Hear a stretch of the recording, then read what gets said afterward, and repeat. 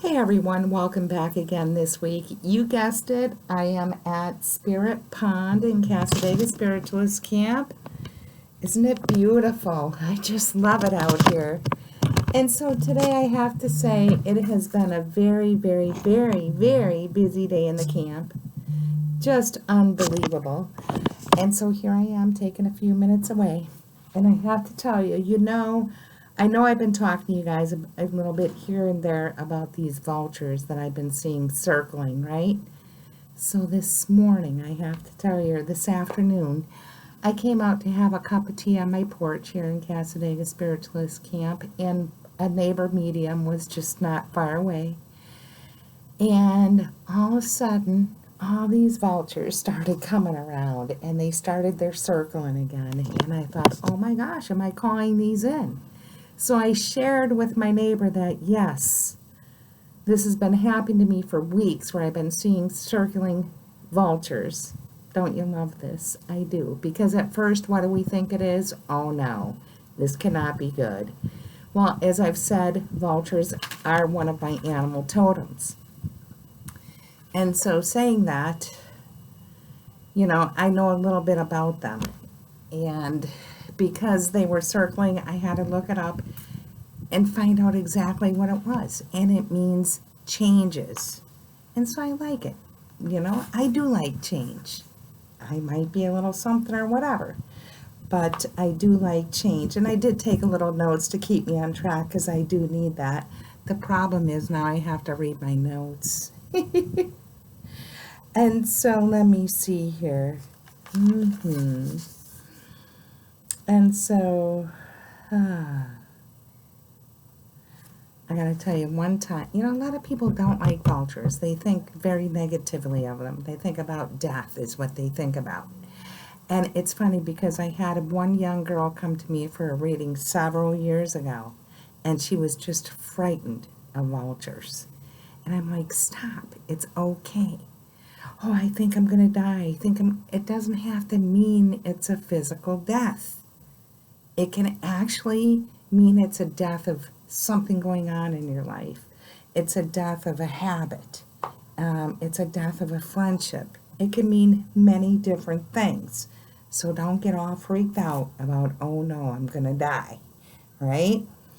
And so let's see here. Yep, and I said that. I'm doing really well here. And it's fun too, because about 2 weeks ago, I was up at the ferry trail with several different people. And while we were there, I'd say at least 50 vultures flew overhead. And so I'm like, yay, I am so looking for change. And so I did go to look at my Native American medicine cards, and can you believe it? Vulture wasn't in there. So I'm using Animal Speak today. The Spiritual and Magical Powers of Creatures Great and Small by Teddy Andrews. Here it is, right here. Yep. And so I'm not going to read everything from it. And I know it's not Animal Totem Week, but I couldn't help it. I had to share. And so the vulture is purification, never-ending vigilance, guardian of mysteries. I like it. And just a few things about it. In the Greek tradition, the vulture was considered to be a descendant of the griffith, a mythical creature usually depicted with a combination of animal characteristics. It was a symbol of heaven and earth, spirit and matter, good and evil, guardian and avenger. I kind of like the duality of that. Dualities and everything that there ever was, is, or will be. And it was considered the avenger of the nature spirits. To the ancient Assyrians, the angel of death would come in the form of a griffin.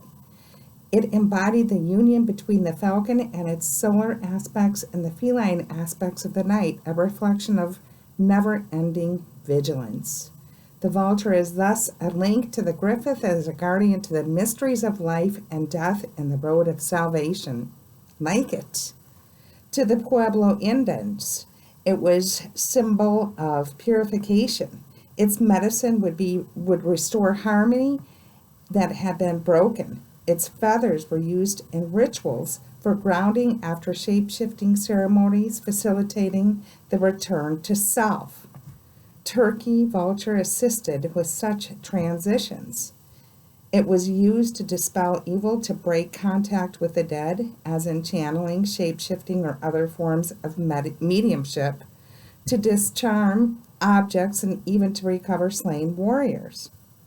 Although their role as scavengers is often considered disgusting, it serves as an extremely valuable and necessary function.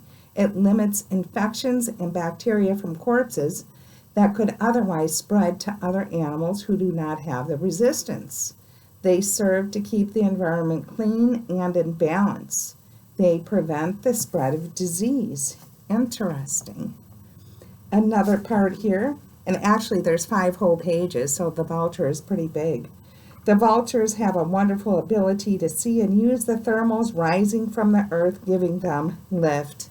I like this because, you know, when I did look up the circling vultures, these left-brainers want to say it's because they found a perfect pocket of air to flow or soar in or fly in, and I think it's a hoot. And perhaps maybe they might think I'm a hoot as well. Their ability to use the thermals is often likened to auric vision, the ability to see the subtle energy emanations from the body. And I like this too, because, you know, I love orbs. I don't know if I've ever talked about orbs. I'll talk about orbs next week. And so let's see, what else do I want to say? One of the mystical secrets believed to be held by vulture is the ability to levitate. Ooh, wouldn't that be great? Levitation is the law of spirituality. Gravity is the impulse toward the material and mundane, physical. The vulture denies the material. Its ability to float, rise, and soar has been seen as a symbol of movement away from the mundane. And finally, the last entry I want to read to you is the last paragraph. In alchemy, the vulture was a symbol of sublimation, particularly because of its resemblance to the eagle. The vulture was considered a sign of confirmation of a new relationship between the volatile aspects of life and the fixed, the psychic energies and the cosmic forces. It was a promise that the suffering of the immediate was temporary and necessary, for a higher purpose was at work, even if not understood at the time. It reflects that no matter how difficult life conditions, rescue is imminent in your life, as was the rescue of Prometheus by Hercules. I like that.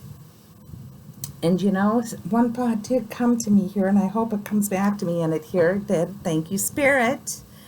And so now that I've really looked into this, I have to wonder if I'm still going to see the vultures like that. I hope I do. And I hope you enjoyed kind of part 2, I'm going to say, of animal totems. And maybe next week I might talk about orbs. And it got a little breezy out here. And it is a beautiful day in Florida. And thank you for joining me. Thank you for liking the video and subscribing to my channel. Have a fabulous day. And here, one last shot of Spirit Pond. Yeah.